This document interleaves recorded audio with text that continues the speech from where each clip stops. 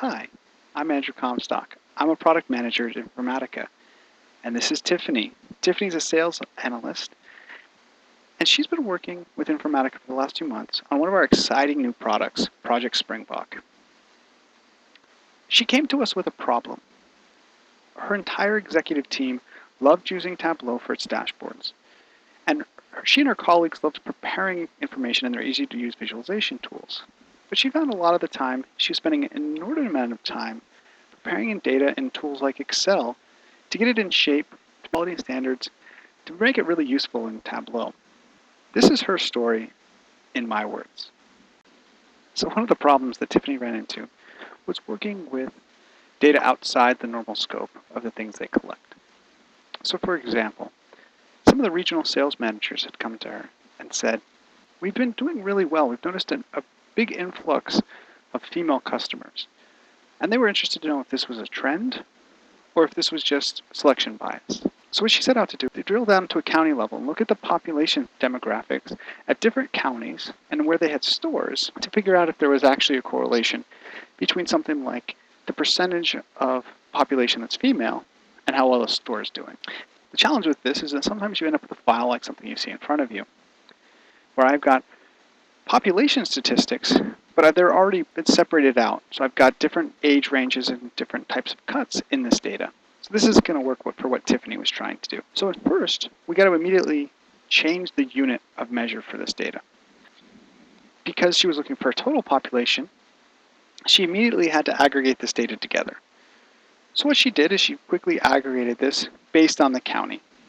And what this is going to let her do is really work with this data in exactly the way she wanted. So she didn't have to create array formulas or create a pivot table that might update on the fly.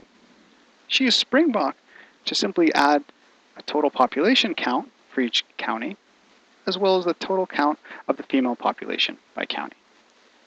And once she had that, this generated a new data set for her that was going to really let her drill into exactly the type of statistics that she was looking for. So in this regard, I can then insert a quick function to calculate the total percentage of the population that's female. So here I can divide the female population by the total population to get that percentage. We'll just name that column percentage. So that was half the battle.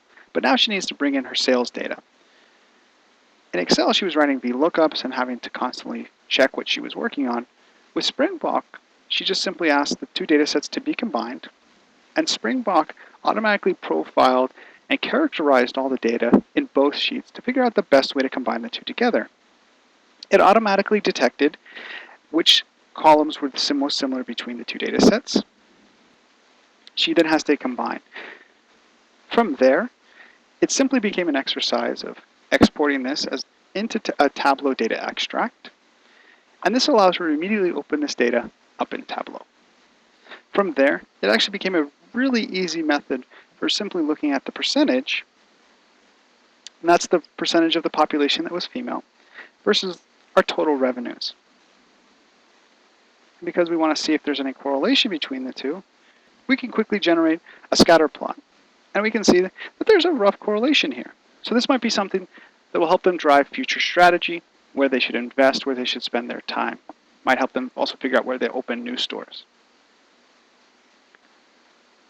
So hopefully this showed you a little bit about how Springbok can make working with Tableau even easier.